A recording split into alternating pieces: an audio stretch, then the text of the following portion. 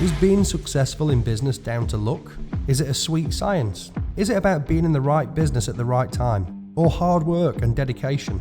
Well, if you're like me, a business owner that's always looking at improving and learning from the best, this podcast will be sharing real stories from real business journeys. Welcome to RealTalk, your podcast dedicated to interviewing successful entrepreneurs. All right, so first and foremost, welcome to RealTalk. There's lots of podcasts out there. We try and do things a bit different. This is more about the journey that brought you up until where you are today. Yeah, I always find that everybody's got a story to tell. They don't know what it is just yet, but I'm hoping we can get it out today. Yeah. But first and foremost, for people that don't know you, what's your name? What business do you represent? So I'm Daniel Bumby. I'm the MD of Simoda Limited. So tell me a bit about Simoda. What does Simoda do? So we're an IT services provider based out of Kehlam Island in Sheffield. Yeah. Born out of frustration, really. Yeah. The business. I've worked for in the IT industry over 20 years now, and senior positions in other organisations, and I had a frustration that what I wanted to do as an organisation and what I believe we should be doing that was never really taken up. Yes, so many people I interview start with that. Yeah. Curtailed, feel like they're being strangled a little bit, so they go, stuff it, I'll do it for myself. I just think, from my point of view, I've always stuck to what I believe is right. Yeah. And if I believe it's right, I should be held accountable for it. Yeah.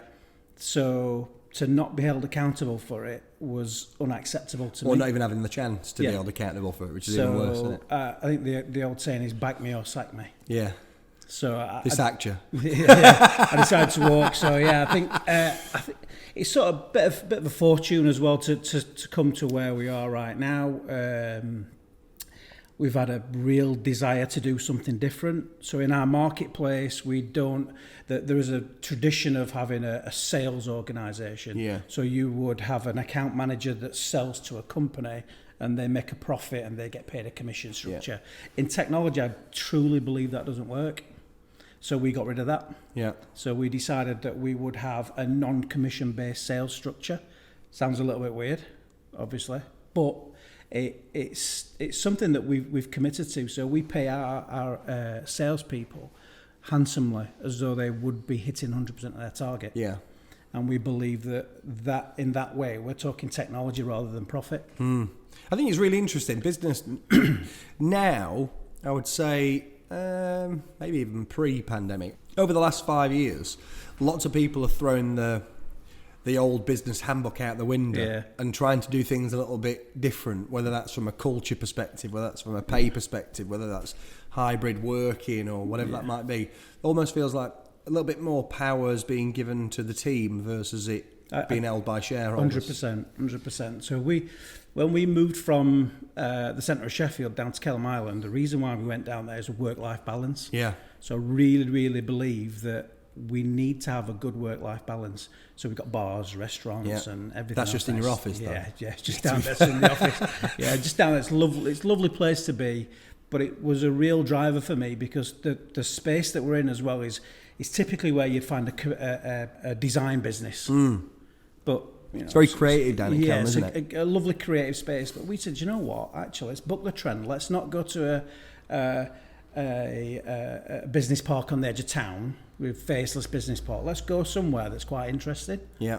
Yeah. So for people that are listening, if you've not looked at Simoda's office, just go and Google it because it is a pretty cool place to be. It is a pretty. Do you know what? When we first walked in, and the rest of the directors went, "I'm not sure," and I was just like, "It's just a massive open space." Yeah, isn't just it? massive open space, open brick walls. The floor was still concrete. You could still see the saw marks because it's an old lathe building. Yeah. Saw marks and industry marks, paintings on the wall. Yeah, we've just literally painted over those, but we've kept all the walls open. And do you know what? It's phenomenal. Love the place. Everybody that comes in goes, "Wow." Yeah. We call it an Instagram office. Although we don't take many Instagram photos. Well, it's for other people to take the pictures, isn't it? Let them do that. If you can have a wow factor going in, I think that's almost half the battle. You know, going into a faceless building on Tinsley and Industrial Park, which is notorious for people in IT. Yeah, of course. Yeah, and do you know what? They do a job, and I think from my point of view, I wanted to get that creative element. Yeah. So within our building, we've got both technical and sales, and I want them to be together in a space that is open, rather than shoved on different floors or email protocols away from each other. Yeah, because they do different roles. You know what? We're all together. Yeah, and actually, it does create some good, interesting banter. Well, yeah.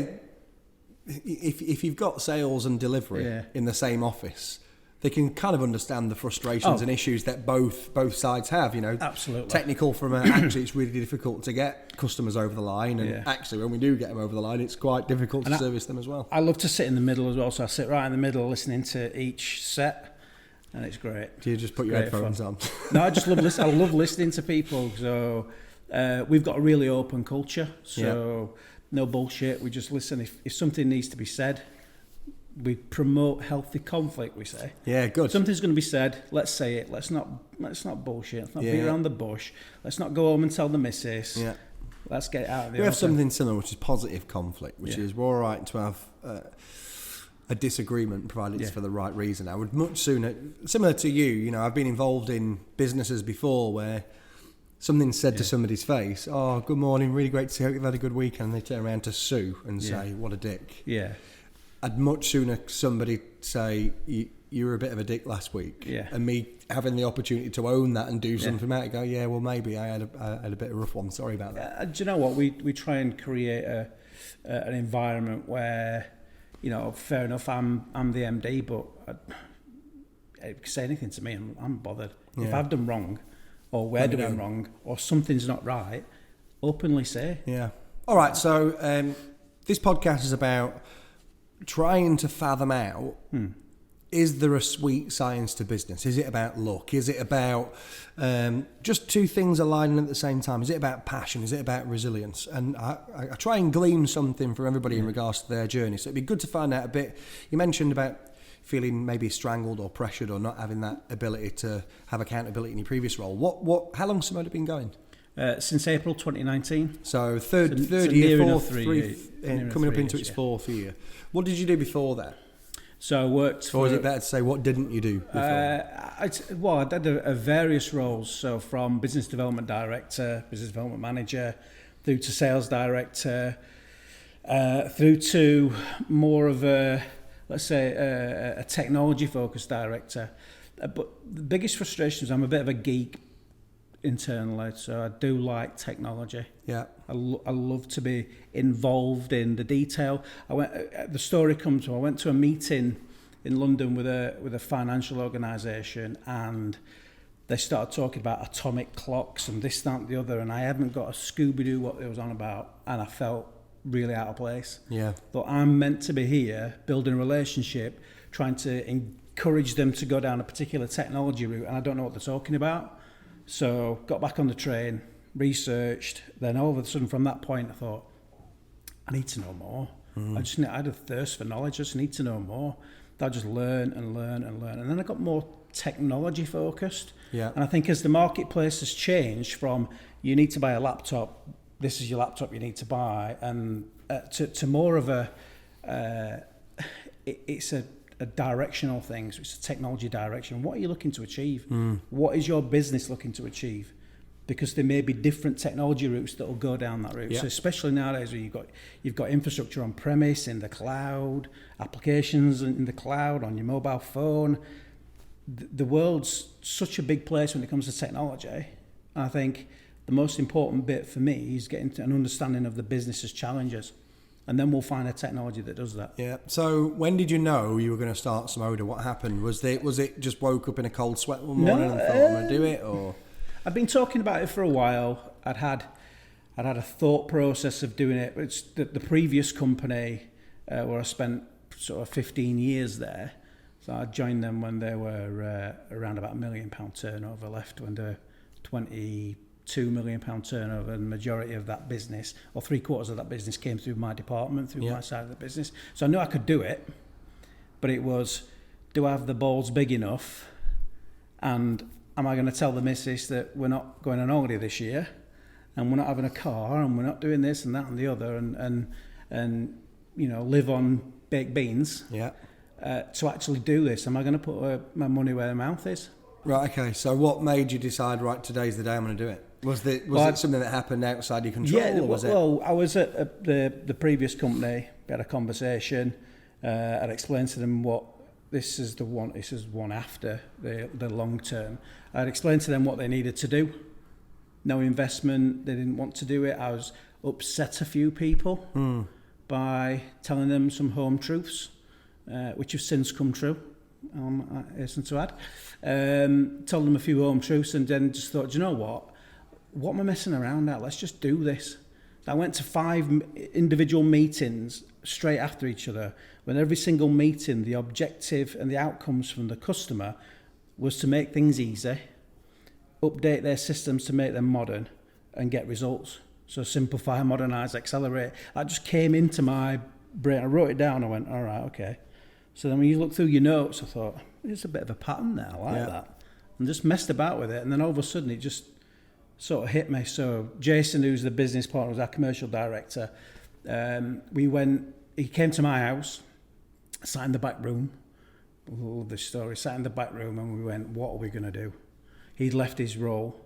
I'd left my role. What are we going to do? So you both left at this point in time, right? We know what we want to do, but we need some advice as to whether we believe this will work.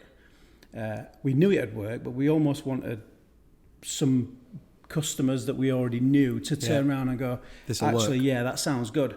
So when we explained it to a couple of people, we went for 2 spectrums. We went right at the technology-focused spectrum, and somebody who was on a journey towards more of a cloud-based structure.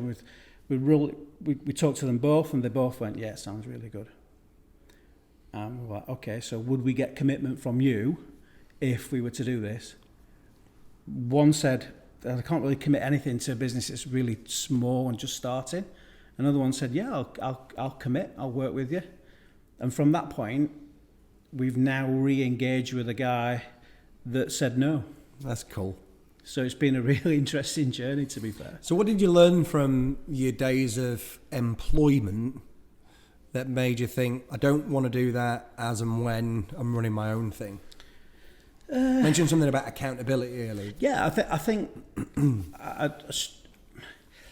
I'd gone past the stage in life where I was happy earning a living, and I wanted to be accountable for what I did, because I believed that what I was doing was really, really good. I'd gone from managing people through to managing process and managing the business, and I'd lost my way a little bit in terms of managing people, which I always thought I was really, really good at. I'd sort of focus more on the technology and other stuff. And I thought, do you know what? Do I want to manage people? No, I don't. Yeah. What do I want to do? And ultimately, I wanted to lead my own business. Direct. Yeah, and you know, and have a. Well, we work with a team. We make decisions with a team. Everybody makes decisions in the business, but I still want to be able to say, this is what I believe we should be doing, and have some conviction with it. Yeah. And I believe that we've got that now. It's took a little bit of time, I'm honest. Yeah, I talked to lots of people, and one of the things that I find really interesting, I always like to dig into, because it's easy to fall into the 9-to-5 monotony of a job. That almost seems like that's what we're taught from a really young age, that your only purpose is to find a job and then keep the job. So to go from the cushy number, and lots of people that start their own business have had highly paid, or what would classify as a highly paid job. So to go from something that's really secure, to go to something, it doesn't matter how good your business is, it's insecure, isn't it? You know, touch 100%. Wood when I say that. Yeah. But theoretically, everything could go overnight. So there's a massive risk to it. Why did you do it? Because I really truly believed what I was saying was not necessarily just right, but common sense. Yeah. It seemed, when I put everything down on paper and I sat with Jason and went, look, this is what I believe we should be doing. And he's like, he's more of a salesperson. He loves building relationships. Yeah. And I said, look, we're on a journey to understand technology, you know, and he's been fantastic in terms of where he's come from in being a perfect relationship person to actually now talking technology with people. And I said, if we can do that with you, we can do that with other people. Yeah. So why don't we get like-minded people in the business that we know, that we trust, and let's build a good organisation first, and then the business will follow. Yeah. And I think rather than just focusing on a particular technology or a particular area or a particular product, we've made sure that the business works first. Yeah. The one thing that I learned from employment, it's been a long time, but employment through to employing is every conversation counts. Yeah. I don't think you get that in an employee mindset, do you? If you're involved in somebody else's business, it's really difficult to understand that every conversation that you have with every single person in your business really counts for something and really means something. Yeah. So I'm really super aware of that. Yeah. And if I'm engaging in conversations with anybody in the business, I'm always wanting to make a difference, make an impact, help them, whatever I can possibly do. And it seems like you've got that kind of culture as well at Simoda. Yeah, and we like honesty. Yeah. That was a skateboarder, by the way. I get this guy all day, every day. In about 2 hours, he'll come back down, but he'll also do a bit of grinding on the curb, which I quite like. Okay, actually. yeah, I do quite like it. That That's the benefit of having a city centre office. I think the culture of being open and honest with people is that what I've seen in previous businesses, and this goes back to years and years ago working at Norwich Union, where it's a really, really structured environment. Sometimes modern work processes and modern work ethic doesn't fit with traditional approach of hierarchical, I'm the managing director, I'm this, I'm that, I'm the other, and you have to do these. Do you know what? It's if you need to make a decision, you make a decision. Yeah. And as long as you answer these 4 questions, what's the problem, what's the cause, what are the options, what do you want to do about it, you should ultimately get to the right decision and the decision that's right for the business. Yeah. So, what is best for Simoda is something we think about all the time. And because we don't do a commission structure, because everybody's involved in the pay scheme, so we have a company-wide profit share. Everybody's involved in that. Everybody thinks what's the best for Simoda. So we had a perfect instance about 3 weeks ago where a business wanted to order around about 100 grand worth of kit. Brilliant. So I'm thinking, fantastic, it's great for this month. But actually we refused to do what they wanted to do initially because it didn't fit what the customer wanted. Yeah. And we actually sold them something else as a service that's actually going to make us less money. But it was the right thing to do. But it's the right thing to do. And because we don't have a commission structure, that, the BDM that we're chatting to the customers, like, I don't get paid commission on this. So what I want to do is make sure it's the right technology for you. Because if it is, you'll come back. And then you'll take a support contract, and then you'll work with us even more. And then we can start engaging with different solutions with you. So other than accountability or the will and desire to be held accountable for your decisions, what things did you take from employment that are now sort of part and parcel and forefront of what you do when you're running your own business? I've took a lot from the previous companies in terms of how to manage yourself, how to engage with other people, and I would say a massive thanks to the businesses for taking me on that journey. Business leaders that I've been involved with and I've worked with, and the chairman of the previous company, fantastic. But I've took that and I'm trying to deliver it myself in a different way. And also I made a decision when we first set the business up to bring in my dad as chairman. So my dad spent from 1985 in the IT industry. So he knows his stuff. You'd think so, wouldn't you? You'd hope so anyway. I think so, yeah. As a voice of reason, because I can get very, very involved in the technology. Yeah. Jason can get involved in the commercial aspect. Yeah. Which sometimes you can lose a bit of foresight. Yeah, Lee, who's one of our other directors, he's heavily involved in the technology. Then we've got John, who's our services director, who is very structured. He's very structured and process-driven. So we wanted an additional voice rather than just an accountant who's going to tell us just about numbers. We wanted somebody just to say, actually, have you thought of, or I don't believe this is right. Just a voice of reason with experience. So I'm really, really glad we did that. It gets him out of the house from my mum as well. Yeah. She's buzzing. She loves that. But that's a fantastic decision from us, I think. We have two types of people listening to this. One is people that are running their own businesses and they're looking for whether that's a bit of motivation one day or they're looking to glean some information. We've also got a lot of people that, well, I say that from previous editions that we've done. We get a lot of people that are on the fence, that are thinking about and mingling with the idea of, I really want to do this, but I don't know whether I should. What advice would you give somebody looking at, they're going to set up on their own? If there was any advice from somebody that's been there, done that, worn the T-shirt, that's had 3 years at the coal face of running their own thing as well, what advice would you give them? Start the business as you expect it to be in 5 to 10 years' time. Right, so really focus end point. Yeah, think about contracts, structure, get into good habits, make sure that when you're looking at making investments, that when you do make an investment, it's a decision that everybody makes. But also surround yourself with good people. I can't say any further than that. Yeah, so many people say that. And not necessarily, not yes men. Yeah. And or yes women or whatever. Just people that are going to tell you honestly what they believe. Yeah. That's good advice. And I truly believe that if you do that, and you'll make the decision. If you make the decision, then you've made the right decision, if you know what I mean. Yeah. Because whatever you decide will be the right decision for you. I think there's loads of people that are paralysed with what if. Everybody, what if it doesn't work? I was exactly the same. Exactly the same years ago.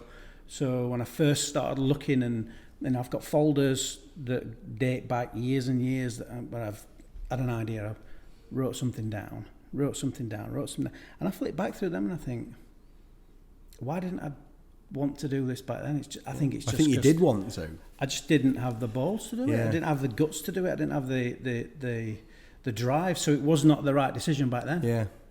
Yeah. Well, that's another story for another time. Yeah. So the what if thing really paralyzes people into actually just whether you're in your own business and you need to make a decision about an employee or a client or whatever that might be. I always say just flip it on its head. Yeah. Well, what if it didn't work? Well, what if it did? Yeah. What might that look like? And what would you need to do in order for that to happen? All right, 2 final questions, which I love. This is my favourite part. So everything's up until this. Knowing what you know now, through all your experience, whether that be in sort of jobs that you've had or business that you're running now, what would you have done different? Good, very good question. What would I have done different? Hindsight's a wonderful thing, isn't it? Hindsight's a wonderful thing, and some people just go, "Oh, well, I wouldn't do anything because it is what it is." But some people have that. Oh, well, I wish I'd have done that, or I wish I'd have done it this way. Do you know what? I'd have probably, when we first set the business up, we decided that we were not going to go for investment. We looked into it as a potential. Can we get an investor that'll do X, Y, Z? When will that accelerate? How will that accelerate the business? We decided against it. Perhaps we should have gone down that route, but only a small element. What do you think it might have done if you did? Think it'd have speed things up? Or? I think it would have given a little bit of extra clout to what we did, because it took a little bit of time for us to build relationships with people. And once we got to sort of 6 or 7 staff, people started taking us seriously. So until we got to that point, we really battled hard. I mean, don't get me wrong, we worked with the NHS and people at a really young age, fantastic. But I think we could have potentially been a little bit further on than we are now. However, it would have been a different business. Yeah. So the question is really, don't throw away anything at the start, any ideas, even if it is the case of, I'm going to lose part of the business to generate more. Because you need to think about that at some point. It's just whereabouts on that journey you're going to do it. Yeah, and whose money you take. Exactly. Could be the bank's money, which you're guaranteeing. And it's a tough decision to make, but I think that would have been one, and definitely another would have been surrounding myself with the right people quickly. Yeah. So we took a little bit of time. There was 2 or 3 people I wanted that work for us now. I really wanted to work for us. If we'd have had the investment early doors, I'd have got them early. Just, again, speed things up. Yeah, we got them early. All right, good. And final one from you. What's the biggest lesson that you've received in just focus in the last few years, the last 3 years specifically. I mean, what a time to start a business, 2019, and but you didn't straight into pandemic. I'm going to ask you if you knew that was coming, would you have still done it? Yeah, that was quick. 100%. I didn't even get to finish. 100%. Because lots of people wouldn't. Lots of people would have gone, oh well, if I know that's around the corner. It sort of gave us the ability to. Not going to use the C word, by the way. We don't use the C word today. When we talk about moving businesses from a traditional environment into a modern environment, that spurred a hell of a lot. Forced it on. Yeah, it's a hell of a lot. I do think there was a lot of ambulance chasers around at that time. You know, you must do X, Y, Z because of this. You know, when we just sat at the back and went, we're here to help if you need us. And I think I'd like to believe that if it all came around again, I would have 100% done it and done it exactly the same way. Yeah. But perhaps... You don't know, do you? You don't know. But the fact that your mindset instantaneously went, no, I'd do it, says a lot, doesn't it? Anyway, the question that I was asking before I jumped in with that one is the biggest lesson that you received in the last 3 years. What is it, and how is it going to help you moving forward? I think it's an very interesting question. I think the biggest lesson is I've found who wants me to succeed and who doesn't. Wow. That's a huge lesson. Yeah. That I found that there's a lot of people that I know and a lot of people that I've worked with and everything else in the past that don't want me to succeed now. And that just spurs me on even more, and I just think, do you know what? I'm competitive. Goes back to what you were saying earlier, though. Surround yourself with people that want to see you win. Yeah. It's so important, not from a cheerleading perspective, but will also give you that honest truth when you need it. You know, maybe you're doing the wrong thing there, or maybe you're not focused on the right thing there. We totally encourage those conversations within the business, especially when you look at. So we've got operations admin. You know, she's new to the business really. Been with us probably 8-9 months. We've got her on a process to go through full accounts, so we want her to be fully qualified. Yep. We're now saying to her, look, do you know what? You are involved in the success of this business. So whatever happens, you are part of the success. And we have a couple of things that we do on a Friday. So we have the Saviour of Simoda. It's a long story, but it's basically down to one of the chaps that's come in, and he truly believes that we wouldn't be where we are today if it wasn't for him. So he's the saviour. And then we also have the Player of the Week. Yeah. Recognise every single week who's made the biggest contribution, and every Friday we'll have a beer. We'll do a review of the week. And we'll just talk about why we believe that person's done well, and we get everybody involved in it. I've had two IT companies, not IT companies, but two companies in the IT sphere in the last couple of weeks do this podcast, and I find it really interesting because out of the two people that I had on, I wouldn't have expected them to basically say people come first. Yeah. I found really, really, really interesting because you would assume, wouldn't you, from the outside that it'd be process system, automation, and it's all been about people. Whether that's, let people be free, give them a job to do, and let them go at it. Whether it's culture comes first and empowering individuals. I found that really intriguing. The thing is, technology plays a massive part in every business. Yeah, and we can never get away from that. But our drive is, how do we enable businesses to use technology to enable them to drive more revenue, for them to be better, for them to have better customer experience. And to do that, we've got to have the right people. And if I don't get the right people working in the right way, pulling in the right direction, it's not going to work. Yeah. And the most important bit is making sure that everybody's responsible for doing something. And if everybody pulls in the right direction, we're all responsible, we've got the right technology, the right solutions, the right services, then there's no reason why it shouldn't go well. Yeah, it's a key on that, and making sure that everybody's got responsibility. Because as a business grows and expands, making sure that somebody has an individual, something that they're responsible for every single week is so important. One, because they've got purpose. Yeah. But two, because otherwise they just get lost in the food chain and it's very difficult to manage. Well, I enjoyed you coming in. Thanks ever so much for being part of the Enjoy podcast. I'm sure people that are listening and watching it on YouTube as well will find some really good takeaways for that. So thanks for making the time. No worries. Thank you. Cheers, Dan. Cheers.